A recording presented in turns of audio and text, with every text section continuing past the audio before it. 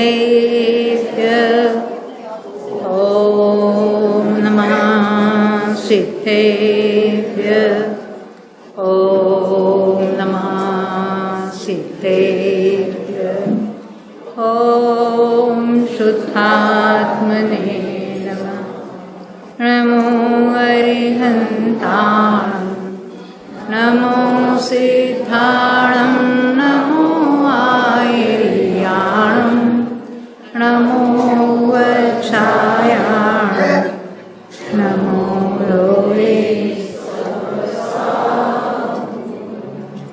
सम्यक् दर्शन चरण गुण आयक कर्म कृपाय केवल ज्ञान उपाय प्रभु भय भजो शिवराय। जिन वाणी के ज्ञान तय होत तत्व श्रद्धा चरण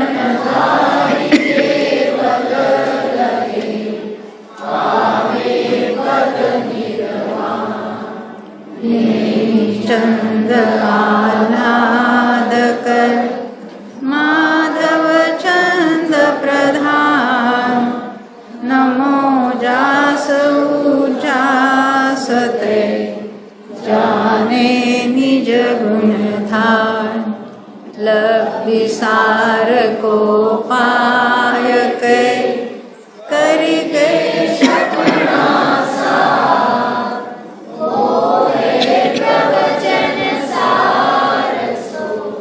समय सार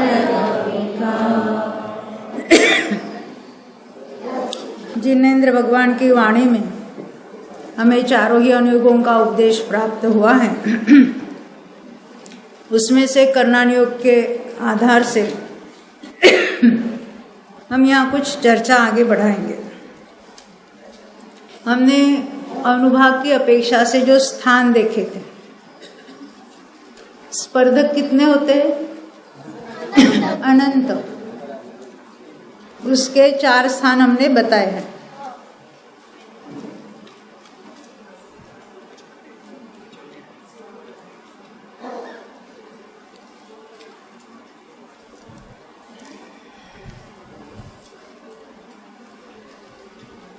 तो हमने जो 4 स्थान देखे थे, घाती कर्मों के नाम याद है किसी? बोलो।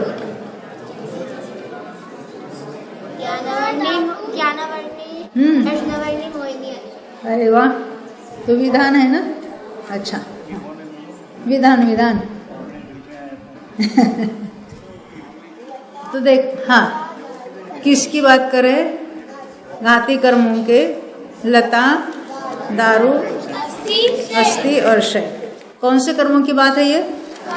घाती कर्मों की। तो घाती की प्रकृति है ना, प्रकृतियों की बात करेंगे। फिर से कभी मैं प्रकृति नाम लूंगी, कभी मैं स्पर्धक कहूंगी। आपको उसमें समझना है, बराबर ध्यान रखिए। क्या कहते हैं? घाती कर्म कौन से है? ज्ञानावरण, दर्शनावरण, मोहनी, अंतर। उसका नाम क्या है? घाती कर्म। उसमें 2 टाइप के होते हैं कर्म। कैसे? सर्वघाती, देशघाती। सर्वघाती यानी अपने प्रतिस्पर्धी का पूरा घात करने में निमित्त है, यानी उसकी वैसी पर्याय प्रकट नहीं हो रही। और कुछ प्रकृतियां कैसी है? देशघाती। देशघाती का अर्थ क्या है? पूरा घात नहीं करती, उसका उदय भी बना रहे और प्रतिस्पर्धी गुण का कार्य भी चलता रहे। उसको क्या कहेंगे? देशघाती। देश यानी पार्षद, थोड़ा घात करेंगे और ये पूरा घात करेंगे। ऐसी प्रकृतियां ही जुदी जुदी है। आपको ज्ञानावरण की कितनी प्रकृतियां मालूम है? 5। तो उसमें कौन सी सर्वघाती प्रकृति है? केवल ज्ञानावरण सर्वघाती प्रकृति है, और बाकी कैसी है? देशघाती प्रकृति है। अब उनमें स्पर्धक कैसे होते हैं वो हमको देखना है। तो वो देखने के पहले स्पर्धकों में देशघाती स्वर्घाती क्या होता है उसकी बात करेंगे। किसमें? स्पर्धकों में। अब यह जो बोर्ड पर देखना आपको, जो प्रकृति होती है ना, प्रकृति के हमने दो भेद बताए। घाती कर्म में कोई प्रकृतियां सर्वघाती है, जैसे हमने अभी देखा केवल ज्ञानावरण सर्वघाती है, केवल दर्शनावरण 5 निद्रा सर्वघाती प्रकृति है। मोहनीय में सर्वघाती कौन सी है? मिथ्यात्व है, अनंतानुबंधी 4 है, अप्रत्याख्यान 4 है, प्रत्याख्यान, ये क्या है? सर्वघाती प्रकृतियां है ना। तो सर्वघाती और अंतराय की वो सब देशघाती प्रकृति। तो सर्वघाती प्रकृतियां और देशघाती प्रकृतियां किसके भेद है? घाती कर्म के। अब उसमें स्पर्धक कौन से पाए जाते हैं?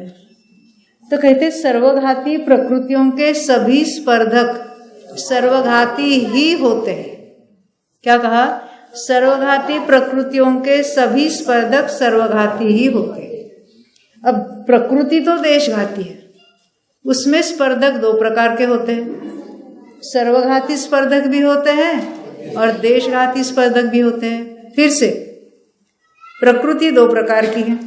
कोई प्रकृतियां सर्वघाती है, फॉर एग्जाम्पल केवल ज्ञानावरण प्रकृति सर्वघाती है, तो उसके स्पर्धक कौन से हो गए? सर्वघाती। मति ज्ञानावरण कैसी प्रकृति है? देशघाती। उसमें स्पर्धक कैसे हो गए? सर्वघाती और देशघाती। यहां तक समझ में आई बात? तो ये सर्वघाती देशघाती स्पर्धकों को हमें वो 4 नाम से समझना है।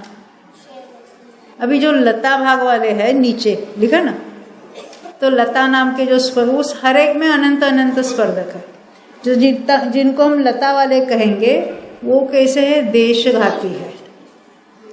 दारू वाले, जो दारू रू ह्रस्व है, दीर्घ नहीं, वो मदिरा वाली दारू नहीं समझना। दारू यानी वो सूखी लकड़ी को यहाँ दारू कहते। ये दारू जो है उसमें अनंत स्पर्धक है। तो अनंत वे भाग प्रमाण, इसको एक भाग कहा। जो अनंत है उसको दूसरे किसी अनंत का भाग दो, छोटे अनंत का, तो एक भाग को क्या कहेंगे? अनंत वे भाग प्रमाण। एक भाग प्रमाण स्पर्धक है, वो कैसे है? देशघाती है। यानी देशघाती स्पर्धक कौन कौन से है? लता वाले और दारू का एक भाग वाले। सर्वघाती स्पर्धक कौन कौन से है? दारू का अनंत बहुभाग, अस्थि और क्षय। ये कैसे स्पर्धक है? सर्वघाती स्पर्धक है। ये थोड़ी मेहनत करनी पड़ेगी। प्रकृति सर्वघाती है तो उसके सभी स्पर्धक सर्वघाती है। अभी मेरा प्रश्न है, केवल ज्ञानावरण प्रकृति कैसी है? उसके स्पर्धकों के नाम बताने आपको। पीछे कोई बताएंगे? हाँ, तुषार भाई बताएंगे आप? यहाँ हमने पूरा पेपर लिख के रखा है ना। नीलेश भाई आप बताएंगे? हाँ, आप क्या कहते हैं? हाँ बोलो। लता नहीं, लता देशघाती है। केवल ज्ञानावरण सर्वघाती प्रकृति है, तो उसके स्पर्धक कहाँ से शुरू हो गए? दारू का अनंत बहुभाग, अस्थि अक्षय। ये करना नियोग is nothing but common sense which is very uncommon in the world. क्या कहते हैं? कौन सी प्रकृति हम देख रहे थे? केवल ज्ञानावरण।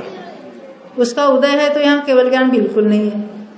तो उसका कितना भी मंद क्यों ना हो, क्योंकि श्रेणी जब चढ़ती हो तो सारे अनुभाग, अप्रशस्त कर्मों के अनुभाग अनंत गुना हीन हीन हीन होकर उदय में आते।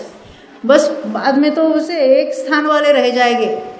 फिर भी वो दारू का बहुभाग, वो सर्वघाती पलटकर देशघाती कभी नहीं होगे।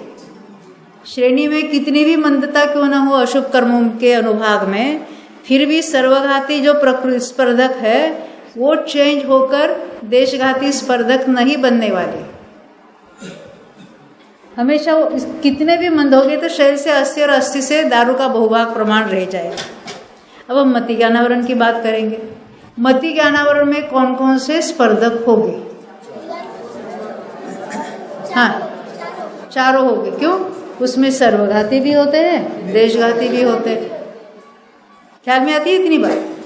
ये आसान है, परंतु थोड़ा जरा कभी स्पर्धक कहते हैं, कभी प्रकृति कहते हैं, इतना थोड़ा दिमाग थोड़ा सा लगाना, उसमें ध्यान पूर्वक सुनना तो ये बातें क्लियर हो जाएगी।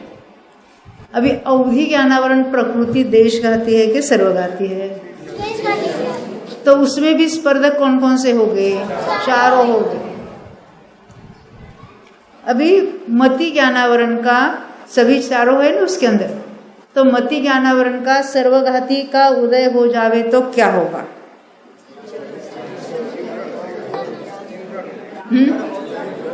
जीव जड़ हो जाएगा, क्योंकि सर्वघाती का उदय तो मति ज्ञान बिल्कुल नहीं रहेगा। तो ऐसा कोई जीव है कि उसका मति शुद्ध ज्ञान, यानी हम अल्पज्ञ की बात करें, जिसको मति शुद्ध ज्ञान भी नहीं है, छोटे में छोटा पर्याय ज्ञान भी नहीं है, निगोद का जो सूक्ष्म निगोद लब्धि पर्याप्त का जघन्य ज्ञान है, पर्याय ज्ञान जिसका नाम है, वो भी जिसको नहीं है, ऐसा कोई जीव होगा क्या? नहीं होगा। यानी ज्ञानावरण कितना भी तीव्र क्यों न हो जावे, वो ज्ञान पूरा मिट जाए, मति ज्ञान शुद्ध ज्ञान की बात करे, ऐसा कभी नहीं होगा। जिसके कहते वो पर्याय ज्ञान निरावरण ज्ञान कहलाता है। यानी इतना तो ज्ञान प्रकट रहेगा ही रहेगा, बिल्कुल ज्ञान बिना का जीव कभी नहीं होगा। अब मति ज्ञान में भी हम हीनादिकता देखते हैं ना, कोई मतिमंद है, कोई थोड़ा इंटेलिजेंट, कोई बहुत हाईली इंटेलिजेंट है। ये क्यों? तो उसमें भी बहुत सारे इसमें भी भेद हो गए, उसके अनुसार हम डिटेल में नहीं जाना है हमको। अभी अवधि ज्ञानावरण प्रकृति कैसी है? देशघाती। उसमें स्पर्धक कैसे हो गए? हाँ, तो दीपक भाई आपको अवधि ज्ञान है? होगा तो बताना नहीं। हाँ, सब लोग पीछे लग जाएंगे, हमारा क्या होने वाला है, क्या होने वाला है, क्या होने वाला है। हाँ? तो कहते हैं अवधि ज्ञानावरण प्रकृति देशघाती है, ये समझ में आती बात। उसके स्पर्धक कैसे? सर्वघाती और देशघाती। हमें आपको अवधि ज्ञान नहीं है, तो हमारे कौन से स्पर्धकों का उदय चल रहा है? अवधि ज्ञानावरण के सर्वघाती का उदय चल रहा है। जिसको अवधि ज्ञान है उसको क्या हो रहा है? देशघाती का उदय चल रहा है। वो कैसे होता है, क्षोभशम कैसे घटित होता है, हमने क्षोभशम की परिभाषा अभी बताई नहीं है। शाम का समय है, ये जो सुबह सुबह वो बताएंगे आपको, अभी तो सुन के रखना, क्योंकि हम भी, मेरे पास अभी इतने सारे परिचय आए हैं। ये मति ज्ञानावरण में जैसे मुझे कन्नड़ भाषा नहीं आती, हाँ, और हिंदी भाषा आती है। हिंदी भाषा का मेरा देशघाती का उदय और कन्नड़ भाषा का सर्वघाती। ऐसा ही जो ये कन्नड़ भाषा नहीं, कन्नड़ भाषा ज्ञानावरण नाम का जितने जो गेय है नहीं ज्ञान संबंधी, तो उतना उसका जितने ज्ञान है उतने आवरण भी है। तो कहते कन्नड़ भाषा संबंधी जो ज्ञान आवरण है उसके सर्वघाती का उदय है, तो हमें कन्नड़ भाषा नहीं आती। समझ में आती है बात? हाँ, अब जो कुछ नहीं आता है तो उस संबंधी हमारा अज्ञान है। अब दूसरी भाषा में 5 भावों की अपेक्षा से बात करेंगे तो हमें कन्नड़ भाषा आती नहीं, आपको समझ में आती, हमको नहीं आती। तो आपको आती है तो आपके देशघाती का उदय है, तो आपको कन्नड़ भाषा समझती है, आप बोल सकते। हमें नहीं आती है तो हमारा उसका सर्वघाती का उदय चल रहा है। तो इस अज्ञान को आप क्या कहेंगे? औदैहिक अज्ञान कहेंगे। और जो जान रहा है उस संबंधी, पर अगर वो मिथ्या दृष्टि है, उस ज्ञान को क्या कहेंगे? शौक्षमिक अज्ञान कहेंगे, ज्ञान नहीं, अज्ञान। अज्ञान क्यों? वो मिथ्या ज्ञान है इसे। यानी अज्ञान भी 2 प्रकार के। शौक्षमिक अज्ञान, उसका अर्थ क्या है? मिथ्या ज्ञान, पहले 3 गुणस्थान। और औदैहिक अज्ञान, वो समय दृष्टि को होगा कि नहीं होगा? 12वें गुणस्थान तक होगा, केवल ज्ञान नहीं है ना। या जो विषय हम नहीं जानते उस संबंधी हमारा औदैहिक अज्ञान चल रहा है। देशघाती का जैसे पूरी हिंदी भाषा आ गई मुझे, हाँ, देशघाती का अभाव करके मैं हिंदी भाषा का नहीं होता, ऐसा नहीं होता, उतना ही उगाड़ है उसका। किसी विशिष्ट ज्ञान संबंधी नहीं है, मति ज्ञान इन जनरल। तो उसमें अभी उसमें बहुत सारे वेरिएशंस हो गए कि नहीं? पूरा ज्ञान पूरा आता है, उसका अर्थ क्या है? केवली जैसा जानते वैसा तो नहीं जान रहे। ख्याल में आती है ना बात? देखो हम आगे बढ़ते हैं। ये हमें क्या समझना है? सर्वघाती प्रकृति, देशघाती प्रकृति। सर्वघाती प्रकृतियों के सभी स्पर्धक कैसे है? सर्वघाती यानी उनके नाम क्या है? लता नहीं, दारू, बहुभाग, अस्थि और क्षय। यहाँ तक समझ में? ये सर्वघाती प्रकृतियों की, देशघाती प्रकृतियों की बात करें तो देशघाती प्रकृतियों में कौन से स्पर्धक होते हैं? प्रकृतियों को पूछा हमने, स्पर्धक नहीं। प्रकृति है देशघाती, उसमें स्पर्धक कौन से हो गए? सर्वघाती भी हो गए, देशघाती भी हो गए। तो कौन से? चारों हो गए ना उसके अंदर। अभी उसमें क्षोभशम की परिभाषा कैसे गठित करना है वो तो हम कल देखने वाले सुबह। उसमें ये सर्वघाती देशघाती की बात चलेगी। वो भविष्य काल में क्या है, वर्तमान में क्या है, कौन का किसी में कन्वर्ट होता है क्या, उसकी चर्चा हम कल करेंगे। तो और दूसरे स्पर्धक कौन से देखे यहाँ पर अघाती में? तो मेरा प्रश्न है सातावेदनीय कर्म देशघाती है कि सर्वघाती प्रकृति है? हाँ बोलो, पीछे कोई बताएंगे? सातावेदनीय देशघाती है कि सर्वघाती है? सर्वघाती। अच्छा, आप क्या कहते हैं? देशघाती। दो ही मत है ना, और तीसरा मत कोई कहेंगे? अरे वो आघाती है, घात करता ही नहीं। वो ना सर्वघाती ना देशघाती, वो आघाती है। अरे हाँ, हम आपको कोई भी प्रश्न पूछेंगे, आप हमको इतने प्रश्न पूछते हैं, हम भी आपसे पूछेंगे कि नहीं पूछेंगे? आपको अटेंटिव रहना है हम क्या पूछ रहे हैं। अभी हमने ये तो नाम देखे, इसकी अधिक चर्चा कल करेंगे। उसके पहले क्या है, ये थोड़ा लोगों की जो क्यूरियोसिटी है ना, और छठा लेक्चर है तो दिन भर पूरा सेचुरेट हो जाता है, तो हम जरा और ज़्यादा डिफिकल्ट बातें आपको बताएंगे। कषाय मार्गणा में क्रोधमान मायालोभ की अपेक्षा वर्णन है। वहाँ तो कषाय मार्गणा में क्या, क्रोधी है, मानी है, मायावी है, लोभी है, ऐसा उसमें भेद है। उसमें अनंतानुबंधी है कि अप्रत्यय, वो उसमें चर्चा नहीं आती। वो कषाय मार्गणा का भेद नहीं है। कषायों के भेद करेंगे तो ऐसे इतने भेद हो जाएंगे। मार्गणा में उसको इतना नहीं डिटेल में लेते हैं। किसी विद्वान द्वारा 25 कषायों की अपेक्षा वर्णन है। कषायों की बात अलग है और कषाय मार्गणा की बात अलग है। हाँ, अभी कोई बढ़ ही रहे क्यों बेटा? प्रथम नरक में क्षयोक्षमिक सम्यक्त्व सहित तीर्थंक प्रकृति का बंध करने वाले जीव है। ये किसका प्रश्न है? नहीं तो प्रश्न करता ही नहीं होगा। कौन आप? एसपी जैन? हाँ जी, हाँ जी। आप क्या समझते हैं, है क्या नहीं है? बिल्कुल नहीं है।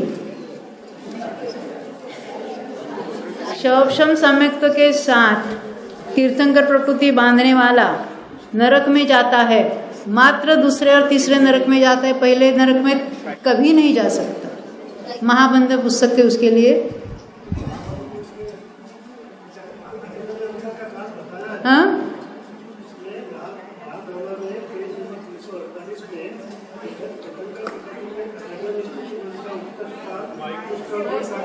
जरा उसमें बोलिए।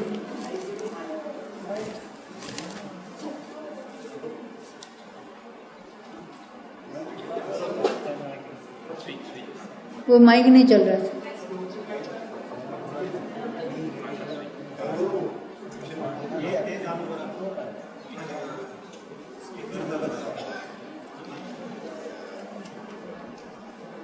हाँ बोलिए। हेलो,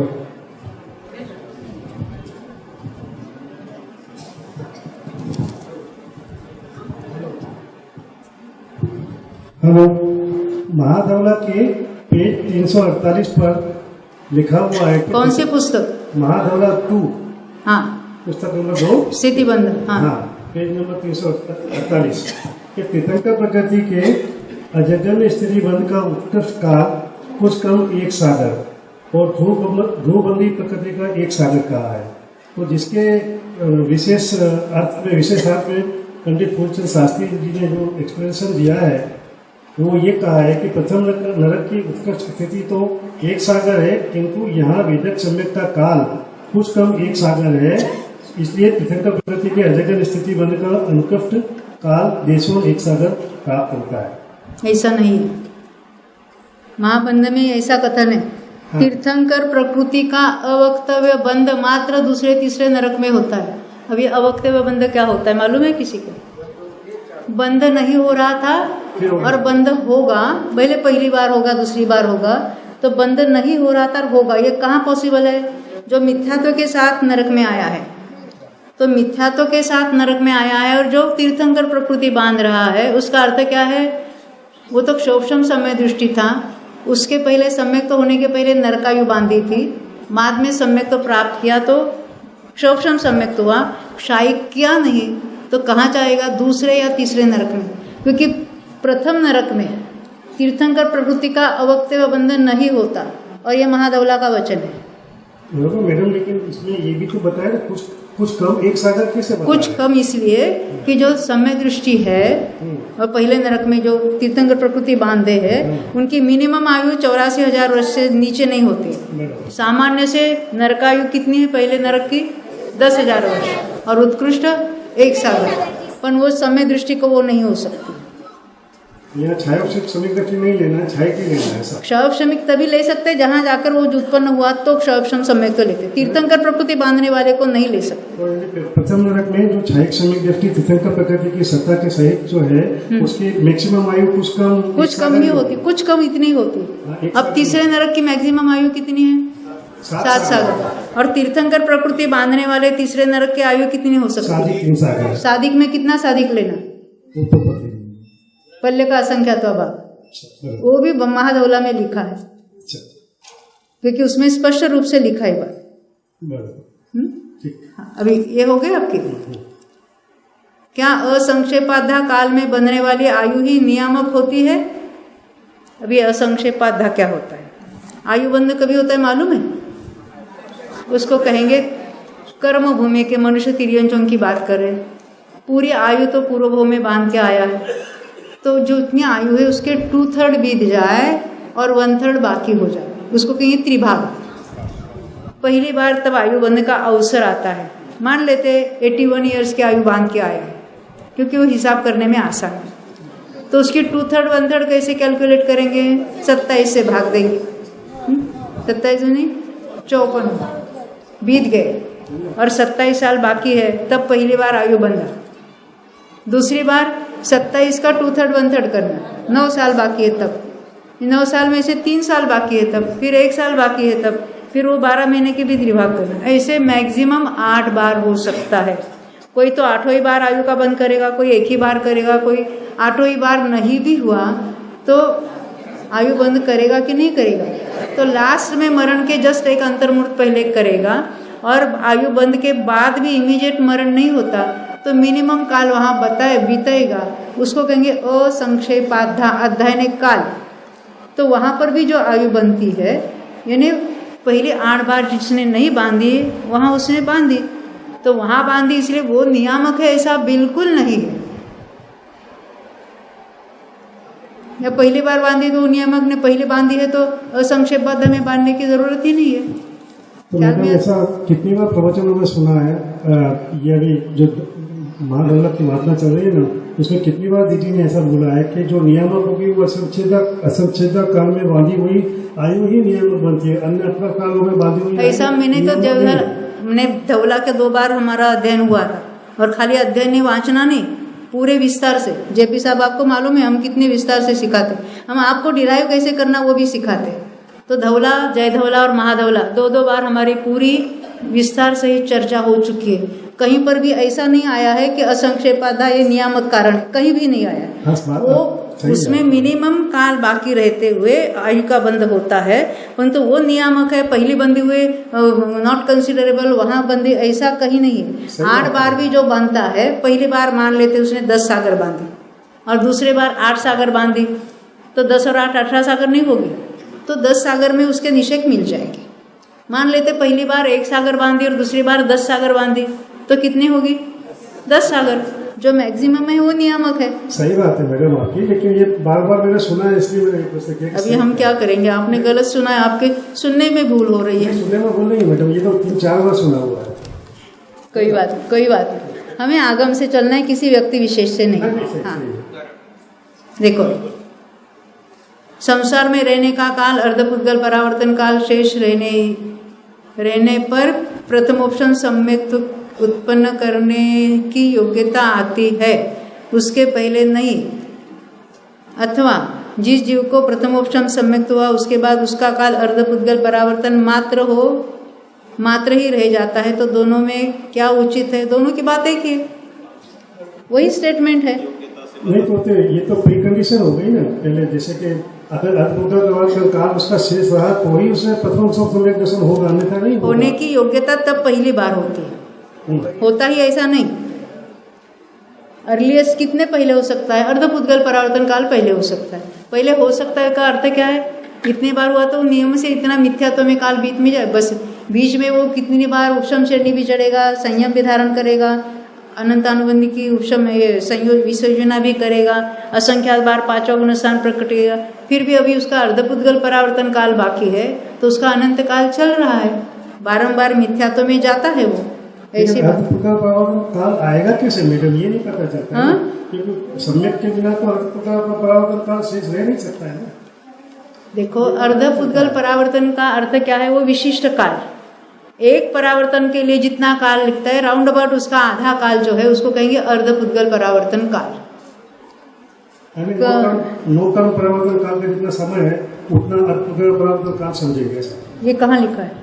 मैं आपसे पूछ रहा हूँ। नहीं, मुझे किसी का मैसेज भी आया है कि कर्म यानी द्रव्य पुद्गल परावर्तन में नो कर्म पुद्गल परावर्तन और कर्म पुद्गल परावर्तन, यानी कर्म की अपेक्षा भी हम कहेंगे कर्म के इतने परमाणु लिए, परावर्तन में क्या लेना है? वे ही परमाणु उतनी ही संख्या में, वे ही, वैसे ही नहीं, वे ही उतनी ही संख्या में, एक भी परमाणु जुदा नहीं चाहिए, और उसी स्पर्श रस गंध वर्ण वगैरह पर्यायों सहित हो जावे और वो दोबारा ग्रहण करे। बीच में ग्रहण किया नहीं था ऐसा नहीं था, परंतु कैसे विशिष्ट सीक्वेंस से ही ग्रहण करना है, उसका बहुत बड़ा टेबल है। और ऐसा जब होगा तो लास्ट में जाकर उसको अनंत अनंत काल लगेगा, तब उसको कहेंगे इतना एक पुद्गल परावर्तन का काल है, और वो दोनों के लिए सेम है।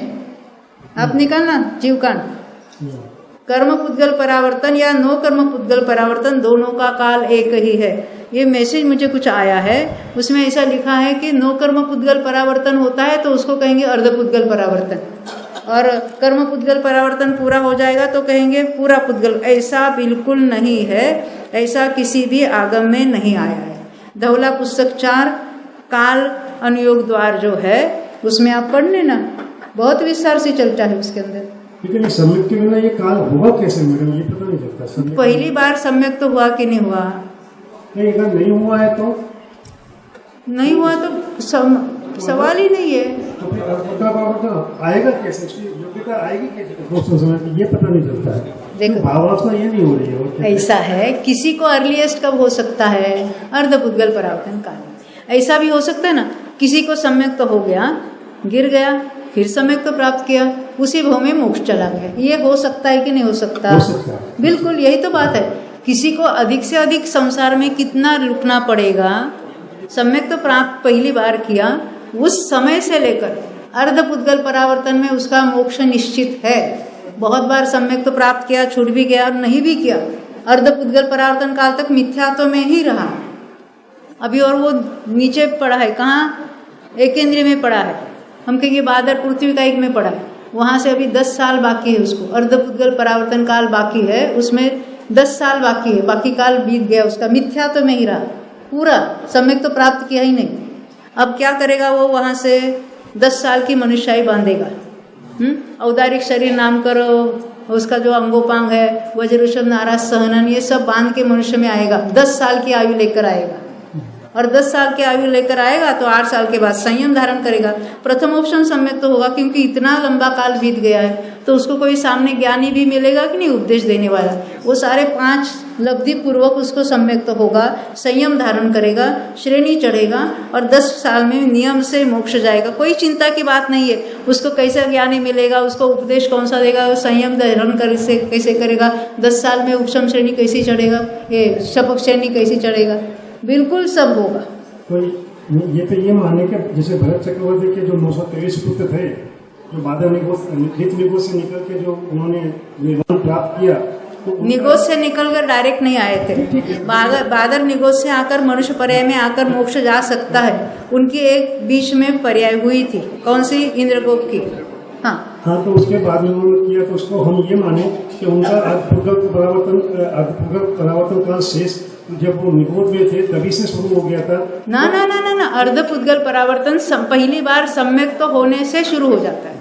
हमें क्या पहले कितनी बार उनके होके छूटा होगा। वही तो बोलता हूँ मैडम कि सम्यक दर्शन बिना ये अर्धपुद्गल परावर्तन काल हो ही नहीं सकता है। वही तो पहली बार सम्यक तो हुआ, उसके बाद जो हम देखो, ये पुद्गल परावर्तन किसको होते हैं या कोई भी परावर्तन किसको हो रहा है, मिथ्या दृष्टि जीवों को। एक बार सम्यक तो हुआ, अभी उसको कोई भी परावर्तन बाकी नहीं है। मैक्सिमम कितना रोलेगा मिथ्यात्व में, अर्धपुद्गल परावर्तन, उससे ज्यादा तो नहीं रोलेगा। ये उसका अर्थ होता है। ख्याल में आती है ना बात, ये कि बहुत क्लिष्ट हो रहा है। नहीं, ये अपना जो अपरिमित संसार है उसमें अर्धपुद्गल परावर्तन काल के अवसर कितनी बार आ सकते हैं? कितनी बार क्या, एक ही बार। एक बार हमने अर्धपुद्गल परावर्तन नक्की किया और हरेक को सम्यक तो होने के बाद इतना काल रहे, ये जरूरी नहीं है। हो सकता है 10 साल में मोक्ष प्राप्त करे, उसमें क्या है, एक अंतर्मूर्त में प्राप्त कर सकता है। समझ गया, कोई बात नहीं, अच्छी बात है। हाँ,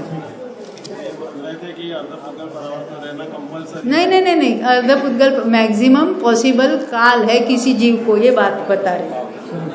और हर जीव को इतना काल लगता है ऐसी कोई बात नहीं है। वो इतना लंबा अनंत काल है, भले वो अर्धपुद्गल है पर इतना लंबा अनंत काल है कि कोई ऐसे जीव है जिन्होंने पल्ले के असंख्यातवें भाग बार सम्यक तो होकर उनका छूटा है। अनंतानुबंधी की विसर्जना असंख्यात बार की है। 5वां गुणस्थान असंख्यात बार प्राप्त होकर छूटा है। संयम भी धारण किया, 32 बार नहीं 31 बार समझो। और उपशम श्रेणी 4 बार चढ़ के उतरा। ऐसे भी जीव अभी निगोद में पड़े। 14 जीव समास में ऐसे, त्रसों में ऐसे असंख्यात जीव है और निगोद में ऐसे अनंत जीव है जिनको अनंत काल चल रहा है जिनका। तो एक बार सम्यक हुआ तो क्या हुआ, मुझे सम्यक तो हुआ, फूल जाने की कोई जरूरत नहीं है। उसको तो ज्यादा चौकन्ना रहने की जरूरत है। ये क्या हो सकता है, ये केवली ज्ञान ने जाना है, उन्होंने कथन किया है। नहीं, बस वही बात थी कि जो अपना कंटेंशन है वो यही है कि सम्यक दर्शन के सम्यक दर्शन का जो अनवधिकरण का परिणाम जब होते हैं उस समय जो 3 टुकड़े होते हैं, उसके बाद ये अद्भुत परावर्तन काल रह जाता है या उसके पहले रहता है, ये इसमें थोड़ी दुविधा है। देखो सम्यक तो प्राप्त होने के बाद, पहली बार सम्यक तो होने के बाद मैक्सिमम पॉसिबल काल बताया जाता है। वो कितना है, अर्धपुद्गल। उससे कम कितना भी हो सकता है, अंतर्मुहूर्त तक कोई भी लिमिट है। ख्याल में आती है ना, वो नियम नहीं है। मैक्सिमम पॉसिबल काल कितना बीच में जाएगा उसकी बात किसी जीव को होगा। अभी आगे बढ़ेंगे। जिसका ज्यादा काल रहा है उसको सम्यक होगा ही नहीं, उसको सम्यक तो होगा नहीं। जिसका एक पुद्गल परावर्तन काल बाकी है तो उसको अच्छा पुरुषार्थ करके सम्यक तो होगा कि नहीं होगा, उसमें योग्यता ही नहीं है।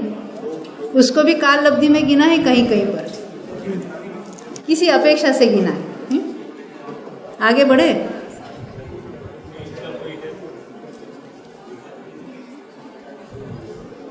ये बहुत उसके बारे में उन्होंने बातें पूछी है।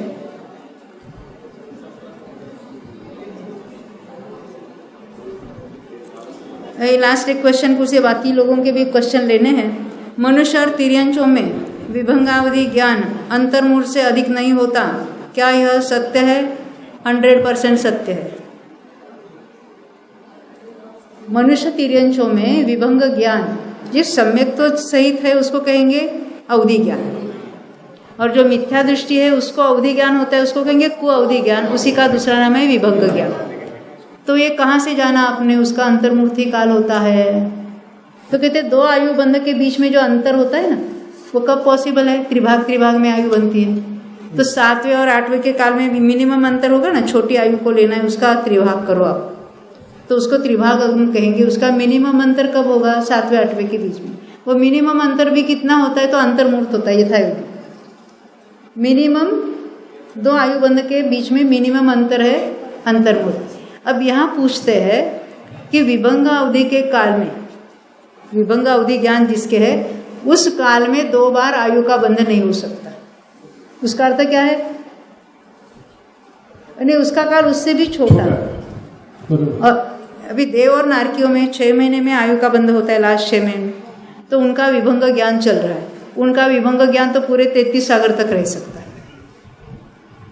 अंत में 6 महीने तो रहेगा ही रहेगा। तो उनके आयु बंध के अंतर में उसको वो तो पॉसिबल है। ये समझ में आई बात। तो मनुष्य तिर्यंचों में विभंगावधि का काल एक छोटा अंतर्मूर्त है।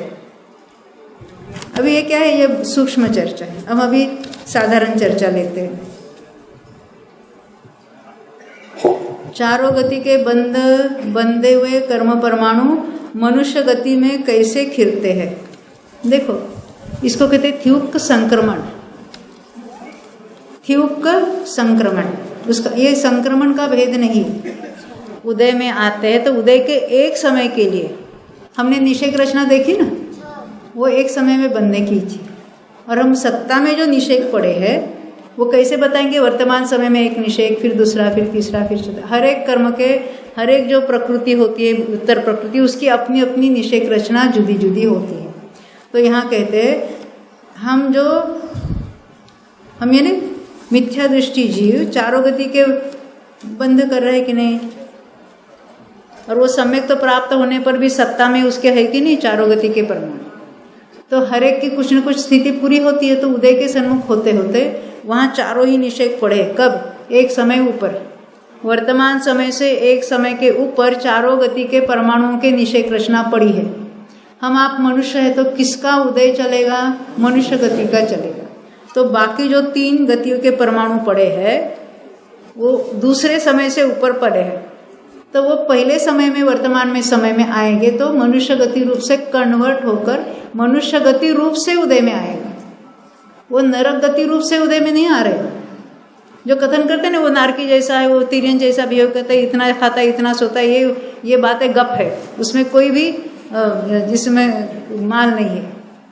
वो शास्त्र का वचन नहीं है, किसी अपनी बुद्धि से उपजी हुई बात है। अनुमानित फिर उसका क्या परिणाम दिखेगा? हाँ, उसका परिणाम मनुष्य मुखेन हो गया, लेकिन फिर भी कुछ असर आएगा नहीं आएगा? कुछ असर नहीं आएगा। वो उसका बिल्कुल मनुष्य गति रूप से टर्न हो गए। वो उसका असर अभी तीर्थंकर प्रकृति बांधी है, अंत कोड़ा कोड़ी का बंध है। वर्तमान समय में उसका उदय होगा कि नहीं होगा? तीर्थंकर प्रकृति रूप से नहीं होगा, अन्य प्रकृति रूप से होगा। जैसे मनुष्य गति है, अन्य जो शरीर नाम कर्म है, अन्य कर्म रूप से होगा। तो तीर्थंकर प्रकृति का क्या असर होगा? थोड़ा तो उपदेश निकलता होगा, कुछ नहीं होता। वो टर्न ही हो गई है। वो टर्न हुई तो मनुष्य गति का उदय चल रहा है। तो मनुष्य गति औदयिक भाव उसके हो रहे, उस रूप ही उसका फल है। नरक गति के परमाणु मनुष्य गति रूप होकर उदय में आते हैं, इसलिए नारकी जैसा कुछ बिहेवियर होता है उसका। एक कथन विद्वानों के कथन में आ रहा है, ये बिल्कुल सत्य नहीं है भाई। हाँ हाँ, डराने के लिए बोलते हैं। अकेले नरक गति की बात क्यों की? एक समय में, क्योंकि सभी गति के परमाणु सत्ता में पड़े हैं। नरक गति के साथ साथ देवगति के भी उदय में आ रहे हैं मनुष्य गति रूप से, तिर्यंच गति के भी, यानी चारों गति के परमाणु मनुष्य गति रूप से आ रहे। तो अभी उसको देवगति के समान सोचना कि नरक गति के समान? आप डरते क्यों हैं? उसी समय देवगति के परमाणु भी चेंज होकर उदय में आ रहे हैं। हाँ, ये उसमें कुछ मान नहीं। अरे सदाचार मनुष्य में नहीं होता क्या? देवों से ज्यादा होता है। आप जितना सदाचार करते कोई देव कर सकता है क्या? देखो, ख्याल में आते ना, ये तो इसके कोई शास्त्र का आधार नहीं है। ये डराने के लिए बहुत सारी बातें करते हैं। वो निधत्ति निकाचित कर्म को भी बुला देते हैं डराने के लिए। बंध नाम का कौन सा कर्म है? प्रकृति नहीं, बंध नाम का कौन सा कर्म है? उदय नाम का कौन सा कर्म है? सत्ता नाम का कौन सा कर्म है? उदीर्ण नाम का कौन सा कर्म है? उपशम नाम का कौन सा कर्म है? तो निधत्ति और निकाचना कुछ कर्म के नाम थोड़ी है, कर्म की अवस्था है। 8 ही कर्मों में ऐसे परमाणु पड़े हैं जो अपनी जगह छोड़ते ही नहीं। जिस निषेक में बंधे हैं उसी निषेक में पड़े रहते हैं। ना उनका उत्कर्षण होता है, ना अपकर्षण होता है, ना कुछ संक्रमण होता है, कुछ उदीर्णा होती है। अभी उसमें अलग अलग जो बातें हैं, ऐसे जो परमाणु है जो अपने निषेक को छोड़ते ही नहीं है, उनको कहेंगे ये निधत्ति निकाचना उपशम वाले परमाणु। हाँ, देव दर्शन इन्हें अनिवृत्तिकरण परिणाम से हो जाता है। वो ये साधा हमने जब भगवान को देखा देव दर्शन करना, उस देव दर्शन से उसमें कुछ चेंज नहीं होता है। अभी प्ररूपणा कैसी चल रही है, अभी हम उसको कैसे बदलेंगे? अरे धवला शास्त्र में जो जिनबिंब दर्शन कहा, किसको कहा है? वहां ऐसा लिखा है चौथे गुणस्थान वाले को असंख्यात प्रकार के जिनबिंब दर्शन होते हैं। आत्मा के अनुभव करने को जिनबिंब दर्शन कहा है। वहां पर निकालो धवला में बताती हूँ। आप जहाँ जो आप रेफरेंस दे रहे हैं वही पुस्तक निकालो, हम वहां से अर्थ सुनाते हैं आपको। ये जिनबिंब भगवान के दर्शन किए उसको जिनबिंब दर्शन नहीं कहते। ये जिनेन्द्र भगवान जैसे हमारा स्वभाव जो है उसके हमने दर्शन किए, सम्यक दर्शन प्राप्त किया, उसको कहेंगे जिनबिंब दर्शन।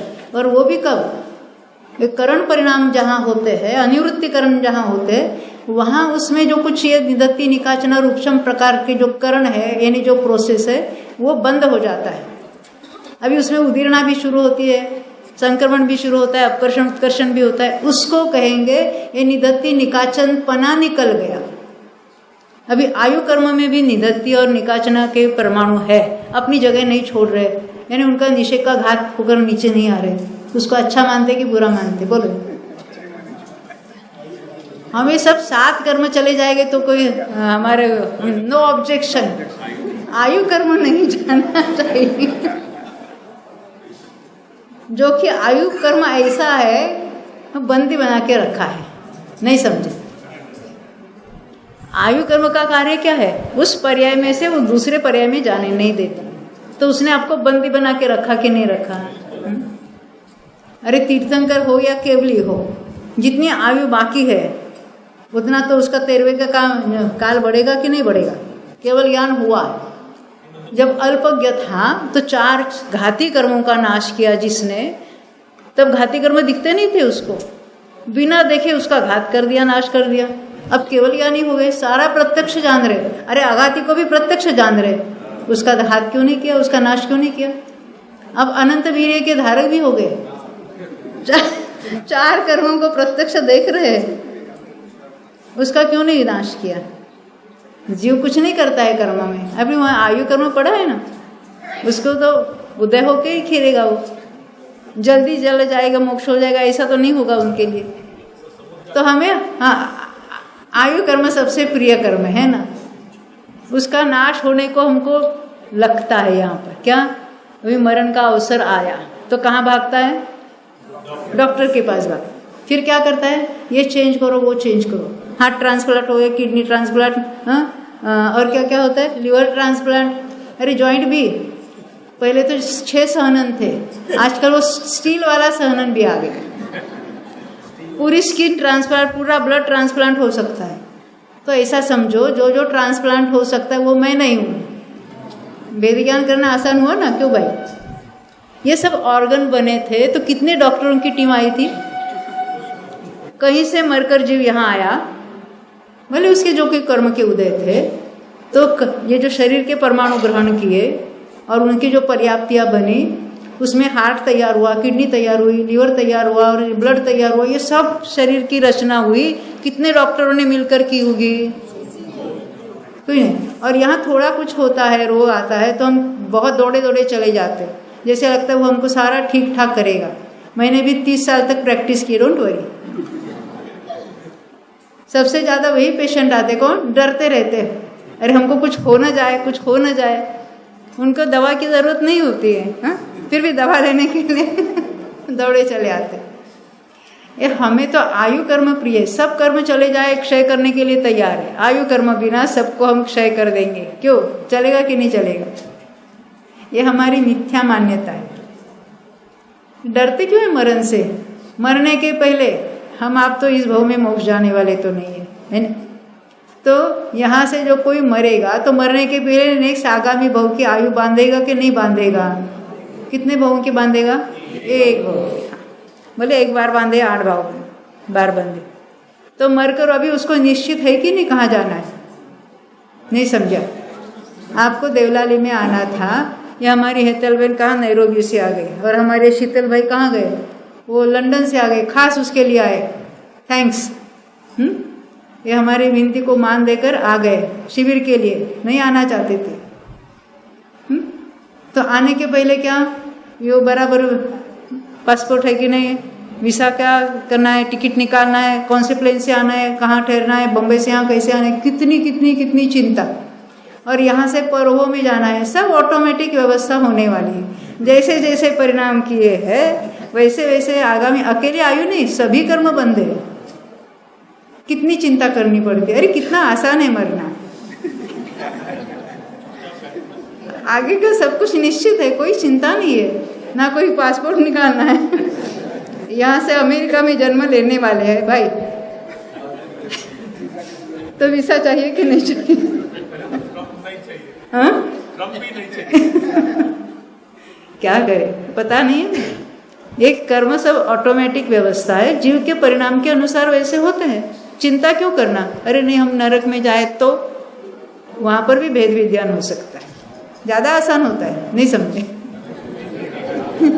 प्रतिकूलता में ज्यादा याद आता है, अनुकूलता में उसमें रचा पचा रहता है। और प्रतिकूलता किसी बात की होगी तो धर्म की और तत्वों की ज्यादा आ जाए, और करना भी चाहिए। तत्व निर्णय तत्व चिंतन बना रहे तो भले मरण सामने आ जाए, प्रतिकूलता है तो उसमें क्या हुआ? हम तत्व की बात सोचते रहेंगे तो उसका डर कहाँ है? अरे हम तो वही के वही रहने वाले, संयोग पलट जाएगा, और संयोग से हम जुदे हैं कि उससे इकट्ठे हैं, उसके साथ है, हम उससे जुदे हैं। यहाँ पर भी जुदे हैं, वहाँ पर भी जुदे रहेंगे। गुरुदेव के प्रवचन में एक बार आया कि नारकी को संयोगों का दुख नहीं है। तो हमारे यहाँ आते एक बहन, उनको आश्चर्य लगा, कहाँ गई दक्षा बहन, कहाँ बैठी? हाँ पीछे। अच्छा, ऐसा वैसा हो सकता है? अरे हम तो नारकियों की इतने दुखों की लिस्ट हमें पढ़ रही है, और यहाँ कहते संयोगों का दुख नहीं है।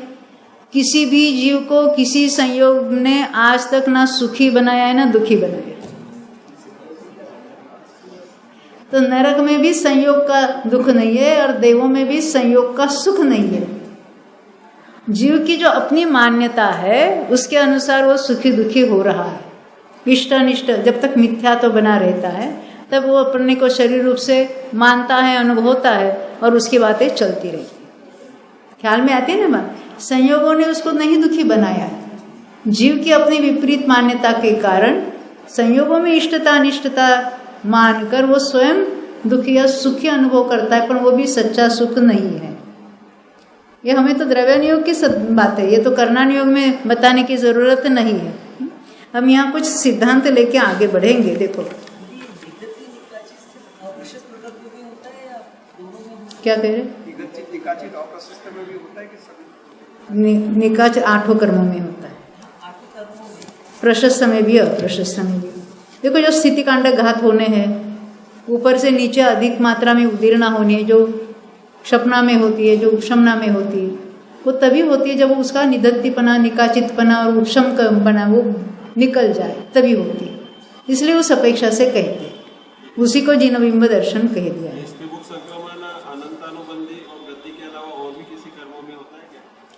थिबुक संक्रमण बहुत बार होता है। जैसे अभी जीव ने सम्यक तो प्राप्त किया, वेदक सम्यक तो हुआ, औपशमिक सम्यक तो तीनों ही उपशमित है। वेदिक सम्यक दृष्टि है तो क्या होता है, उसके 3 प्रकृतियां सत्ता में, कौन सी? मिथ्यात्व, सम्यक मिथ्यात्व, सम्यक प्रकृति। मिथ्यात्व और सम्यक मिथ्यात्व अभी हमारी भाषा हम यूज कर सकते हैं। सर्वघाती प्रकृतियां है, उसके सर्वघाती स्पर्धक है, तो उसका उदय होगा कि नहीं होगा? वेदक सम्यक तो है, सत्ता में तीनों पड़ी है, किस रूप से उदय में आएगा? सम्यक प्रकृति रूप, एक समय में टर्न होती है, जिसको हम त्रिभुज संक्रमण कह सकते। अनंतानुबंधी किस रूप से उदय में आती है? जब सम्यक तो हुआ तो उसके तो निषेध पड़े हैं सारे अनंतानुबंधी के, उदय के एक समय में चौथे गुणस्थान वाला होगा तो अप्रत्याख्यान प्रत्याख्यान संज्वलन रूप होकर उदय में आएगा। 5वें गुणस्थान वाला, उसके अनंतानुबंधी का क्या होगा? वो तो प्रत्याख्यान संज्वलन रूप से उदय में आएगा। मुनियों का क्या होगा? उसके तो तीनों ही जो कषाय है, अनंतानुबंधी, अप्रत्याख्यान प्रत्याख्यान, वो संज्वलन रूप होकर उदय में आएगा।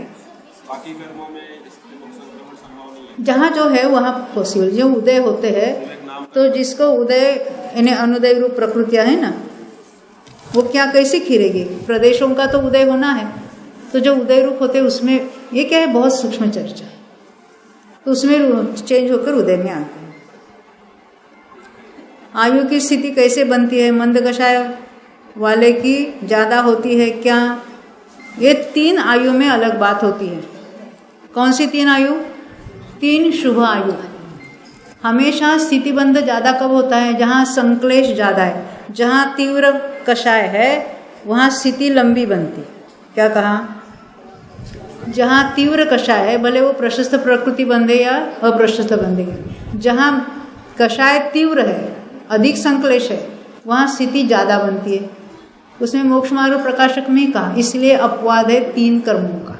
कौन से? देवायु, मनुष्यायु और तिर्यंचायु।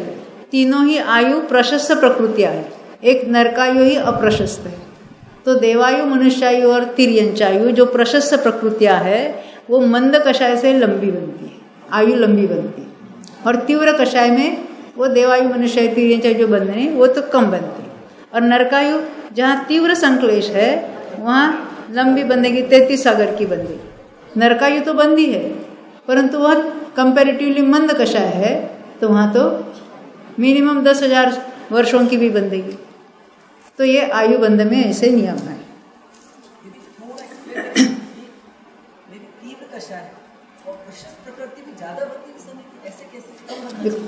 वो केवल आयु की बात है, मात्र आयु की, अन्य की नहीं। तीर्थंकर प्रकृति भी अधिक से अधिक काल यानी स्थिति कब बंधेगी? हाँ हाँ बोलो बोलो।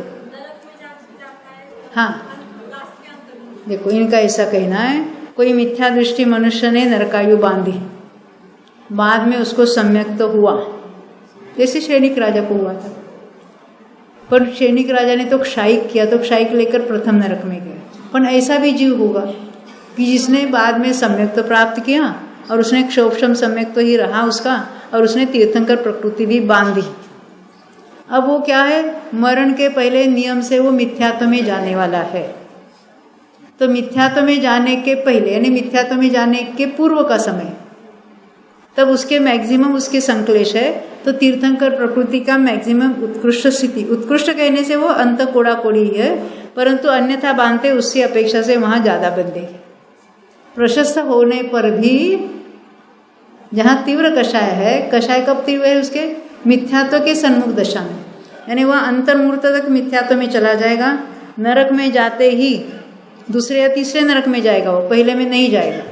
वहाँ जाते ही शरीर पर्याप्ति पूर्ण होते ही सम्यक तो होगा, अदरवाइज किसी को इतनी जल्दी सम्यक तो नहीं होता है, पर्याप्ति पूर्ण हुए बिना।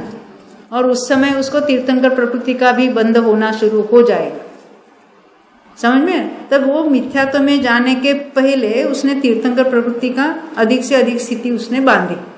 ख्याल में आती है बात? तो ये प्रशस्त हो या अप्रशस्त हो, जहाँ तीव्र कषाय है, वो आयु की बात छोड़ो, 3 आयु की, जहाँ कषाय तीव्र है वहाँ स्थिति लंबी बंधेगी, और जो कषाय मंद है तो स्थिति कम बंधेगी। अनुभाग में हमको सोचना पड़ता है। अनुभाग में कैसे सोचना पड़ता है?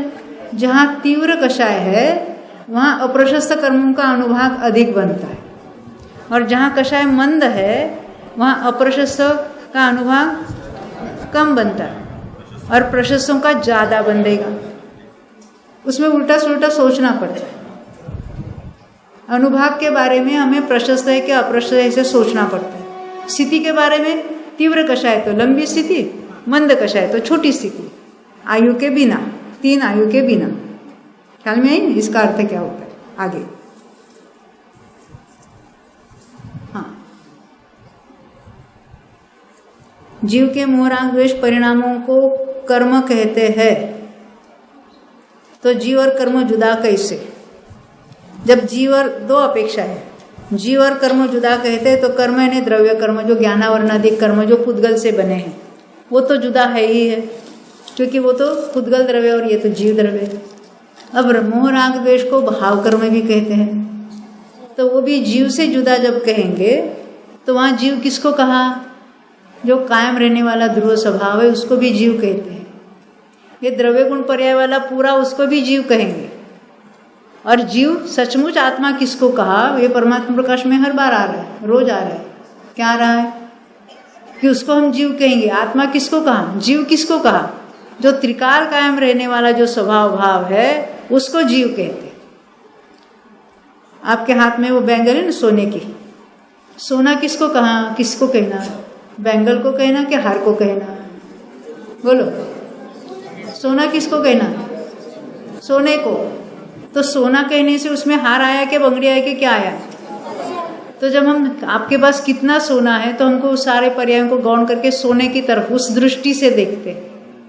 यहाँ जीव किसको कहा? वो पर्याय को गौण करो।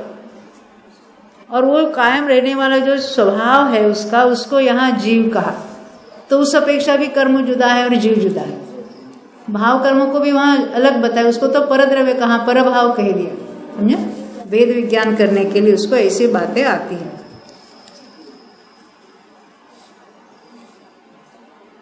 देखो, मनुष्यनी भाव वेद स्त्री वेद है, द्रव्य से क्या है कृपया बताए।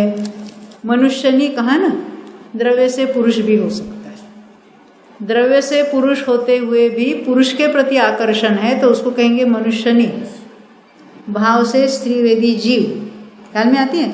ये भाव से वेद की अपेक्षा बात अलग है, और द्रव्य से यानी जो शरीर का चिन्ह है उसको हम द्रव्य वेद कहेंगे। तो द्रव्य वेद तो शरीर की रचना है, उसमें नाम कर्म का उदय निमित्त है। और भाव वेद में वेद जो चारित्र मोहनी का जो भेद है उसके उदय में विशिष्ट योग उस योग को पाया जाता है, विशिष्ट वेद। अब आगे बढ़ते हैं।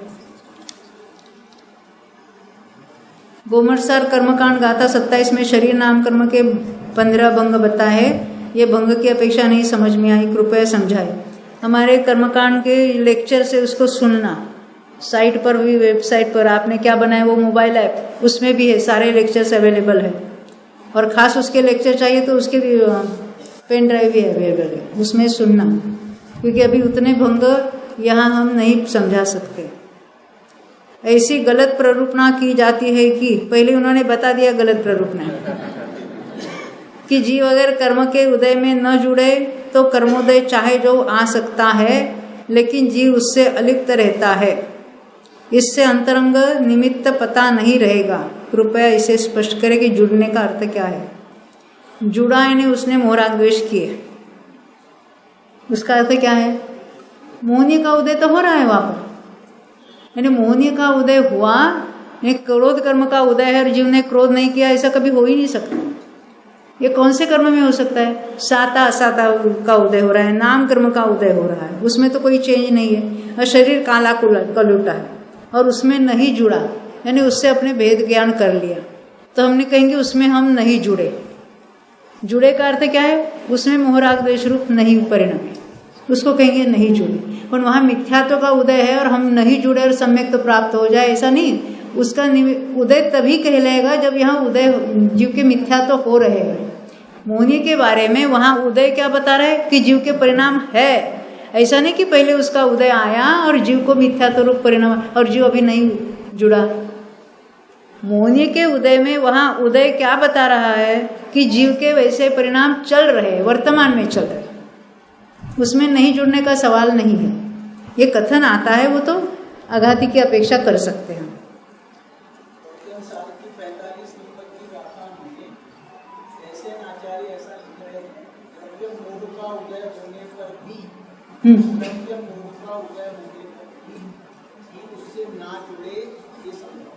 ये संभव हम समय दृष्टि से कह सकते हैं। अनंतानुबंधी का प्रदेश उदय हो रहा है, अभी वो किस रूप से उदय हो रहा है? अप्रत्याख्यानादि रूप से उदय हो रहा है, तो उसमें नहीं जुड़ रहे। द्रव्य कर्म के उदय में नहीं जुड़े, उसका अर्थ क्या है? द्रव्य कर्म नहीं, द्रव्य मोह लिख रहे हैं। द्रव्य मोह भी हो तो द्रव्य मोह का उदय है। अभी दर्शन मुनि का उदय हो रहा है, वो द्रव्य मोह है ना। हाँ। किस रूप से? सूक्ष्म सम्यक दृष्टि है, किस रूप से उदय हो रहा है? मिथ्यात्व, सम्यक मिथ्यात्व का सम्यक प्रकृति रूप से उदय हो रहा है। दर्शन मुनि का उदय हो रहा है ना, वो देशघाती रूप से उदय हो रहा है, तो हम कहेंगे वो मिथ्यात्व रूप से नहीं उसमें परिणमित हो रहा है। ये कथन पद्धति है, ख्याल में। स्पेशल कहने की क्या जरूरत थी उनको? द्रव्य मोह का उदय, मतलब वो ये कहना चाहते हैं कि कोई भी कर्म का उदय हो, जीव उससे बाध्य नहीं है कि वो उससे परिणमित हो, यानी उसके कारण वो परिणमित नहीं हो रहा है, वो स्वयं अपनी योग्यता से वहां परिणमित होता है। पर ऐसा वहां मिथ्यात्व का उदय है और जीव ने यहाँ सम्यक तो प्राप्त किया है, ऐसा तीन काल में नहीं बनता। ख्याल में आती है ना? उसका उदय ही क्या बता रहे, एक ही समय में है कि नहीं है? अच्छा, जिस समय उदय है उसी समय जो मिथ्यात्व रूप हो रहा है, तभी तो उसको उदय कहलाएगा, नहीं तो उसको उदय भी नहीं कहेंगे हम। अब उसका किस अनुभाग रूप से उदय है? बहुत सारी बातें उसमें, किस स्थिति का उदय, किस अनुभाग से उदय हो रहा है, प्रदेश उदय हो रहा है, और उसका अनुभाग अन्य रीति से है, ऐसा भी हो सकता है। सूक्ष्म सम्यक्त्व में क्या स्थिति होती है? तीनों ही उपशमित है, किसी का उदय नहीं है। नहीं, सूक्ष्म सम्यक्त्व में मतलब सर्वघाती स्पर्धकों का उदयाभावी क्षय करेगा, तो वो पहले ही कर लेता है या उसी समय करता है? उसी समय, तो उसी समय करता एक है, मतलब वो उदय का ही वो समय रहा ना। वो उदयपन किस रूप से हो रहा है? समय ही उसने सूक्ष्म किया। नहीं नहीं, उदय के समय सूक्ष्म नहीं किया, सूक्ष्म सम्यक तो हुआ, उसकी चर्चा हम कल करेंगे अधिक विस्तार से। हाँ, मुझे याद है, क्योंकि अभी तो समय हो चुका अपना 1 घंटा और ऊपर। हाँ, वो दर्शन मुनि की प्रकृति है, पर सर्वघाती रूप से नहीं है। जब हम सूक्ष्म की परिभाषा कल थोड़ी देखेंगे ना सुबह, तब उसकी चर्चा आगे बढ़ाएंगे। अभी रुकते हम यहाँ पर।